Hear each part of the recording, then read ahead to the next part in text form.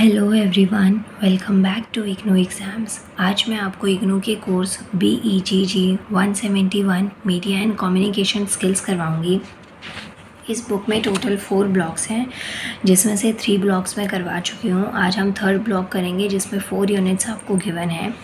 और गाइस ये देखिए, ये है आपके पास में थर्ड ब्लॉक, जिसकी फर्स्ट यूनिट करवा दी है एंड सेकंड यूनिट आज हम करेंगे, लेकिन इसकी हाफ यूनिट करवा दी है। इसका लास्ट चेक योर प्रोग्रेस रहता है। आप चैनल की प्लेलिस्ट में जाइएगा, BEGG 171 के नाम से मैंने प्लेलिस्ट क्रिएट करी हुई है, जिसमें आपको इस बुक के सारे नोट्स मिल जाएंगे जो मैंने अभी तक अपलोड करी है। आज हम करेंगे चेक योर प्रोग्रेस 2 तक मैंने कंप्लीट करवा दिया था। आज इसके बाद में मैं आपको कंप्लीट करवाऊंगी स्क्रिप्टिंग फॉर ब्रॉडकास्ट। मतलब कि जो ब्रॉडकास्ट है, कोई भी न्यूज़ है उसको वायरल किया जाता है, कम्युनिकेशन के पर्पज़ से इसको यूज़ किया जाता है, जिसमें लार्ज स्केल पे लोग आपकी बात को, इन्फॉर्मेशन को कलेक्ट कर पाएँ, समझ पाएँ, न्यूज़ उनको मिल पाए। तो इसके लिए स्क्रिप्ट बहुत ज़रूरी होती है। मतलब कि जो चीज़ आपने लिखी है वो चीज़ जेन्युइन है, इफ़ेक्टिव है, उसमें किसी तरीके की कोई मिस्टेक तो नहीं है। तो ये चीज़ किसके ऊपर डिपेंड करती है? स्क्रिप्ट के ऊपर डिपेंड करती है। Guys I really very sorry, 2-3 दिन से ना मेरा गला बहुत दिक्कत कर रहा है, बोला नहीं जा रहा है ठीक से, तो इसलिए थोड़ा ये टॉर्चर आप लोग बर्दाश्त कर लीजिएगा। बट एग्ज़ाम से इसलिए मैं कॉप अप करना पड़ रहा है मुझे थोड़ा। आप भी करिए मेरे साथ कोऑपरेट, वरना मैं अभी नहीं रिकॉर्ड करने का मेरा कोई इरादा नहीं था, लेकिन एग्ज़ाम्स है तो मुझे करनी पड़ रही है वीडियोस रिकॉर्ड। हाँ, स्क्रिप्टिंग फॉर ब्रॉडकास्ट में क्या आता है? Those who write news broadcast must be good at the use of language that is comprehensibly to all listeners। जो भी ब्रॉडकास्ट करते हैं, मतलब जो न्यूज़ रिपोर्टर्स होते हैं, आपने देखा होगा उनकी जो लैंग्वेज होती है, जो उनके वर्ड्स होते हैं ना, वो बहुत ज़्यादा क्लियर होते हैं। हर टाइप के लिसनर को वो चीज़ें समझ में आ जाती हैं। The language must be simple और डायरेक्ट। जो लैंग्वेज वो यूज़ करते हैं या जो वर्डिंग वो यूज़ करते हैं वो बहुत सिंपल होनी चाहिए। ऐसा नहीं है बहुत ही टफ सी वोकैबुलरी वो यूज़ कर रहे हैं चीज़ों को एक्सप्लेन करने के लिए, तो ये नहीं होना चाहिए। तो language must be simple or direct. They should be willing to research their subject thoroughly and understand them well on report them with clarity। मतलब जो भी उनका टॉपिक होता है जिसके ऊपर उन्हें न्यूज़ देनी है या बोलना है, तो उनको लेके वो एकदम क्लियर होने चाहिए। उनको पहले से उस पर होमवर्क करना पड़ता है। ऐसा नहीं है कि उनके डिक्टेट करते टाइम या समझाते टाइम या बोलते टाइम पे उनके माइंड में उस चीज़ के डाउट्स आ रहे हों। Often the news written may have to edit और rewrite main story so as to pronounce them to any. देखिए, जो भी न्यूज़ होता है या जो भी मटेरियल है, जो स्टोरी उनको कवर करनी पड़ती है, तो उसमें कई बार बहुत एडिटिंग की ज़रूरत होती है। कुछ चीज़ों को रीराइट करना पड़ता है, कुछ फैक्ट्स को करेक्ट करना पड़ता है, कुछ फैक्ट्स के ऊपर वर्क करना पड़ता है जो पहले गलत होते हैं, फिर बाद में वो लोग उसको करेक्ट करते हैं। तो ये चीज़ें एडिटिंग में आती हैं, ये उनको पहले ही करना पड़ता है। ये टॉपिक आगे है हमारा कि एडिटिंग किस टाइप से होती है। In addition they should be able to work under pressure and meet deadlines. इसके अलावा जो जर्नलिस्ट होते हैं, रिपोर्टर्स होते हैं, या जो ब्रॉडकास्ट करवाते हैं, जो भी चीज़ों को बोलते हैं, तो उनके अंदर ना प्रेशर के अंदर वर्क करने की कैपेबिलिटी भी होनी चाहिए। और जो भी उनके पास में लास्ट टाइम पीरियड होता है कि इतने टाइम तक वो न्यूज़ को अपलोड करना है या चीज़ जो करनी है, तो वो चीज़ जो डेडलाइन होती है उसको भी मीट करने की एबिलिटी किसी एक पर्टिकुलर इंसान में होनी चाहिए। तो ये सब क्वालिटीज़ के बाद में जो ब्रॉडकास्ट है उसके लिए स्क्रिप्ट रेडी होती है। अब सिलेक्शन ऑफ न्यूज़ तो मैंने आपको पहले बताया था गाइस कि किस किस टॉपिक के बेसिस पे सिलेक्शन हो जाती है न्यूज़ की। बट यहाँ पे आपको थोड़े से और पॉइंट्स दे रखे हैं, जैसे news writers for radio and TV are likely to view events in slightly different. अगर जो न्यूज़ राइटर्स होते हैं उनको अगर रेडियो या टीवी के लिए न्यूज़ देनी होती है तो वो एक अलग तरीके से होती है। जो लाइव न्यूज़ चल रही होती है उसमें कुछ अलग तरीके का कंटेंट होता है। Slightly different for the ways who right for print media. और जो न्यूज़पेपर में रिटर्न आती है, न्यूज़पेपर में मतलब कि जो प्रिंट मीडिया होते हैं, जैसे कि मैगजीन्स वगैरह हो गई या न्यूज़पेपर हो गए, उस टाइप की जो न्यूज़ होती है उसमें अलग कवरेज दी जाती है। तो ये चीज़ें मैटर करती हैं कि जो ब्रॉडकास्ट है वो कहाँ पे और किस तरीके से हो रहा है। तो यहाँ पे आपको कुछ पॉइंट्स दे रखे हैं जो राइटर को अपने दिमाग में रखने पड़ते हैं। फर्स्ट है टाइमलीनेस। ये चीज़ मैं आपको पहले भी बता चुकी हूँ कि जो टाइम है ना वो बहुत मैटर करता है। जो लेटेस्ट और जो करंट में न्यूज़ होती है, जैसे आर्ट्स वगैरह बहुत मैटर करते हैं। जो आप न्यूज़ लाइव सुनते हैं ऑनलाइन बेसिस पे, जैसे कि आप जो रिपोर्टर्स को बोलते हुए सुनते हैं, तो उसमें मोस्टली जो लेटेस्ट चीज़ होती है ना वो चीज़ कवरेज दी जाती है। न्यूज़पेपर में एक दिन पहले की न्यूज़ भी रिलेट करी जाती है। तो ये चीज़ डिपेंड करती है कि जो डेली साइकिल होती है उस पर उनको वर्क करना पड़ता है आर्ली बेसिस पे। इसके बाद में नेक्स्ट पॉइंट आता है इन्फॉर्मेशन और explanation. News writers for the broadcast media look for stories which do not need a lot of explanation for listeners to understand them. मतलब कि उनको ऐसी चीज़ों पे भी देखना पड़ता है कि जिसको ज़्यादा एक्सप्लेनेशन की ज़रूरत ना पड़े। जैसे कई बार आपने सुना होगा टॉप 100 न्यूज़ आती है, टॉप 50 न्यूज़ आती है, तो उसमें क्या होता है ऐसी न्यूज़ वो पिक करते हैं जिनको उन्हें शॉर्ट में एक्सप्लेन करना पड़े और ज़्यादा एक्सप्लेनेशन की ज़रूरत ना पड़े, मतलब एक सेंटेंस में ही बात ख़त्म हो जाए। तो इस टाइप की जो इन्फॉर्मेशन और एक्सप्लेनेशन है, हर न्यूज़ के लिए एक्सप्लेनेशन की ज़रूरत नहीं होती, बट हाँ रिटर्न पर्पस में एक्सप्लेनेशन दी जाती है और वो भी सिंपल लैंग्वेज में होनी चाहिए, स्ट्रेट फॉरवर्ड होनी चाहिए अगर किसी की एक्सप्लेनेशन दी जाती है तो। Maximum length for any story और रेडियो न्यूकास्ट इज़ 2 मिनट्स और normal length is 20 to 30 seconds. मतलब जो अगर बोलकर न्यूज़ बताई जाती है तो उसमें 20 to 30 सेकेंड्स में न्यूज़ कवर हो जाती है, लेकिन बहुत कुछ ऐसी चीज़ें होती है जिसकी जो लेंथ होती है वो 2-3 मिनट की हो जाती है। तो यहाँ पे आपको यही चीज़ें समझा रखी हैं कि जो इन्फॉर्मेशन और एक्सप्लेनेशन है वो कितना मैटर करती है। इसके बाद में ऑडियो इम्पैक्ट। जब ब्रॉडकास्ट होता है जैसे रेडियो पे, टीवी पे, तो वहाँ पे जो ऑडियो है, साउंड है ना, वो बहुत मैटर करता है। जैसे कि broadcast journalist should select stories which will make an impact on audience. अब ऑडियो इम्पैक्ट में सिर्फ साउंड नहीं, इसके अलावा जो चीज़ बोली हुई है वो कितनी इफेक्टिव वे में बोली गई है, ये चीज़ भी मैटर करती है। एग्जाम्पल इसमें दे रखा है, for example broadcasting a part of president budget sessions address in much more dramatic than a news reporter summarising it. तो जो बजट वगैरह है या फिर मतलब जो भी आपको इसमें ना सिर्फ इतना बता रखा है कि जो ऑडियो इम्पैक्ट है ना, क्या न्यूज़ है और उसको कितना अच्छे तरीके से बोला गया, ऑथेंटिक वे में बोला गया है, ये चीज़ मैटर करती है। कई बार आपने देखा होगा रिपोर्टर्स क्या कहते हैं, मैटर इतना बड़ा नहीं होता लेकिन उनका बोलने का जो तरीका होता है ना वो इतना डेंजरस होता है कि लोग उसको देखने की साइड में डेफिनेटली अपने आप को देखे बिना रोक ही नहीं पाते। तो ये 3 चीज़ें इसमें सिलेक्शन फॉर न्यूज़ में मैटर करती हैं। ये चीज़ों को ध्यान में रखते हुए एक राइटर को अपने पॉइंट्स को मीट करना पड़ता है। इसके बाद में नेक्स्ट आता है characteristics of news writing for broadcast.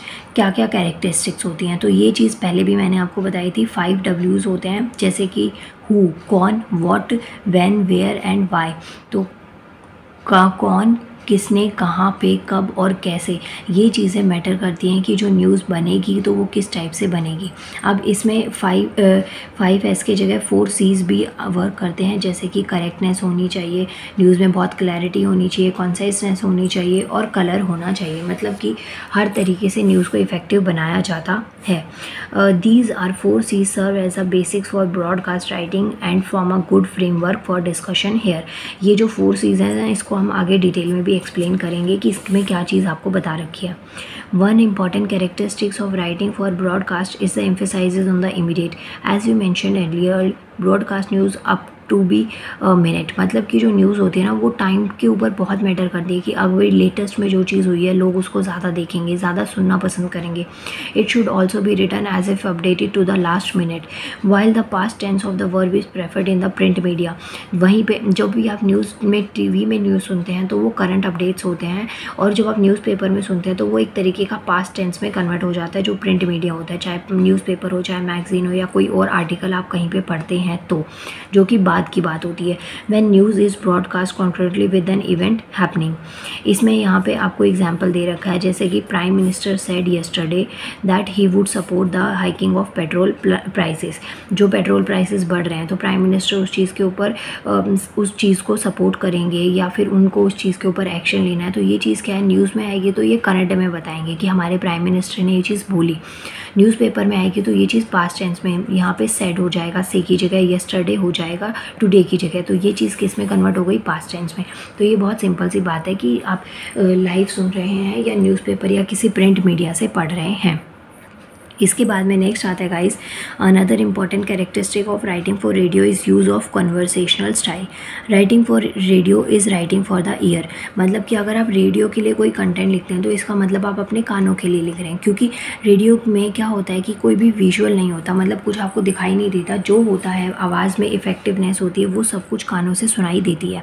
तो आपको ऐसी वॉइस और ऐसा मटेरियल लेना होता है जिससे लोग उसको सुनने पे मजबूर हो जाए, क्योंकि जब हम देखते हैं ना कोई चीज़ तो हो सकता है हम उसका बैकग्राउंड के लिए रुके हुए हैं, हो सकता है हम उस इंसान के लिए रुके हुए हैं जो बोल रहा है, जो एटीट्यूड है, जो फिज़िक है, वो चीज़ आपको अट्रैक्ट कर रही है, कपड़े अट्रैक्ट कर रहे हैं। लेकिन जब ऑडियो की बात आती है तो सिर्फ और सिर्फ वॉइस होती है जो आप सुन रहे होते हैं। This is different from writing for print media which is writing for the eyes. जो प्रिंट मीडिया होता है जिसमें हम आँखों के लिए लिखते हैं, उससे ये बहुत अलग होता है जब आप रेडियो के लिए कुछ मटेरियल को लिखते हैं। तो even the clearest simplest newspaper style tend to sound a little still when it is read allowed.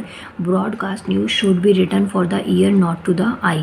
जो ब्रॉडकास्ट न्यूज़ है ना वो कानों के लिए लिखी होनी चाहिए, आँखों के लिए नहीं। तो यही चीज़ें आपको यहाँ पे बता रखी है कि इसमें जब आप लिखते हैं ना रिटर्न पर्पस से, आँखों के लिए, प्रिंट मीडिया के लिए कुछ लिखते हैं, तो उसमें आपका जो ग्रामर है, वर्ड्स हैं, वो सब मैटर करते हैं। लेकिन जब आप सुनने के लिए लिखते हैं तो वो लैंग्वेज मैटर करती है कि आपने कितना ईजी और डायरेक्ट वे में उसको बताया है। और उसके अलावा जो ग्रामर रूल्स होते हैं वो भी एक तरीके से ब्रेक हो जाते हैं, तो उसमें वो चीज़ मैटर नहीं करती है। तो आपको सिर्फ ध्यान होता है कि आपको अच्छे तरीके से अपने थॉट्स को प्रेजेंट करना है लोगों में। Use word economy, do not use 10 words, मतलब कि कम से कम वर्ड्स में आपको डिफ़ाइन करना है। ऐसा नहीं है जहाँ पे 5 वर्ड की ज़रूरत है वहाँ पे आप 10-12 वर्ड्स का यूज़ करें उसको लेंथी बनाने के लिए, तो ये चीज़ नहीं होनी चाहिए। टाइट फ्रेजिंग होनी चाहिए, जैसे कि जो न्यूज़ स्क्रिप्टर होते हैं ना उसको इस चीज़ के ऊपर वर्क करना चाहिए कि जो भी पॉइंट है उससे आपको भटकना नहीं है। ऐसा नहीं है कि आप और चीज़ों को अटैच करते जा रहे हैं और वो चीज़ें बहुत लंबी हो जाए, तो ये चीज़ पे वर्क करना पड़ता है। टाइट फ्रेजिंग में भी आपके पास में कुछ पॉइंट्स हैं, जैसे कि eliminate all but the most necessary adjectives and adverbs. Every news writer should know the stories are built on noun and verbs, the strongest words in the language. तो noun और verb के basis पे, मतलब बाकी के जितने भी adjectives adverbs हैं उनको आप हटा भी सकते हैं, लेकिन जो main चीज़ है ना उस पर आपको कवरिंग करनी पड़ती है। Avoid using the passive, तो ये चीज़ आपको ध्यान में रखनी पड़ती है कि आप उसमें जो ग्रामर है ना वो किस टाइप की यूज़ करें। वैसे तो जो ऑडियो होता है गाइस उसमें ज़्यादा ग्रामर पे वर्क नहीं किया जाता, लेकिन फिर भी कुछ चीज़ें मैटर कर जाती हैं। इसके बाद में नेक्स्ट आता है use short and simple sentences.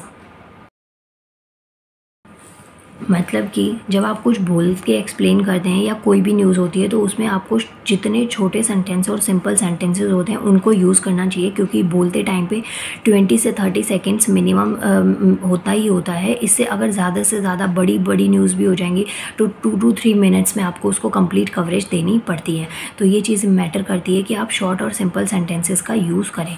आप वीडियो को पॉज करके भी इन पॉइंट्स को सुन सकते हैं ताकि आपको मतलब रीड कर सकते हैं, ताकि आपको अगर कुछ वर्ड्स नहीं समझ में आ रहे कैसे लिखने हैं तो आपको दिक्कत नहीं आएगी। ये सी तो 3 पॉइंट्स तो ज़्यादा मेजर थे, उसके बाद में भी और आपको यहाँ पे पॉइंट्स दे रखे हैं जे तक, जैसे कि don't be repetitive because it is wastage air time. ज़्यादा वर्ड्स को या पॉइंट्स को बार बार आपको रिपीट नहीं करना है, एक बार में न्यूज़ को ख़त्म करने देना है। Avoid cliches, only mention what is necessary. When it comes to number don't say 193 193 means instead of mention about 200 approximate, मतलब कि आपको एग्जैक्ट नंबर देने की ज़रूरत नहीं है, आप राउंड फिगर में भी बात कर सकते हैं। और उसके अलावा आपको क्लैरिटी और फ्लो के ऊपर वर्क करना है। Down play unconfirmed facts and information, जिस चीज़ के लिए आप कंफर्मेशन नहीं है, श्योरिटी नहीं है, उन चीज़ों को आप अवॉइड करें कि आप वो बोले ही ना, क्योंकि लोग इस चीज़ों को भी पकड़ लेते हैं न्यूज़ में। डेडलाइन होनी चाहिए कि इतने टाइम तक आप उसको ब्रॉडकास्ट कर रहे हैं, तो उससे पहले आपको अपना जो मटेरियल है उसको करेक्ट करके सारा सब कुछ अपलोड करना है। तो ये सब वर्क है जिसके ऊपर, इन सब फैक्टर्स के ऊपर ये चीज़ डिपेंड करती है कि जो कैरेक्टरिस्टिक्स है ना न्यूज़ राइटिंग की, वो ब्रॉडकास्ट के लिए ये चीज़ें इसके ऊपर आप वर्क कर सकते हैं। इसके बाद में गाइस चेक योर प्रोग्रेस 3 आता है।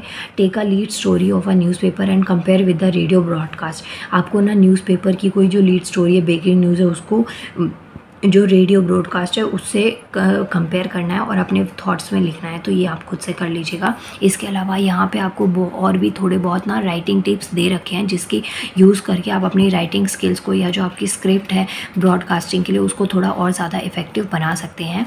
सो गाइज़ फाइनली आपका ये कंप्लीट हो गया है। यहाँ पे जो करने चाहिए और जो नहीं करने चाहिए पॉइंट्स को ऐड ऑन करा हुआ है। आपकी यूनिट 2 कंप्लीट हो गई है। इसके बाद में अब मैं आपको करवाऊंगी नेक्स्ट वीडियो में यूनिट 3। एक बार फिर भी थोड़ा दिखाती हूँ, रुकिए।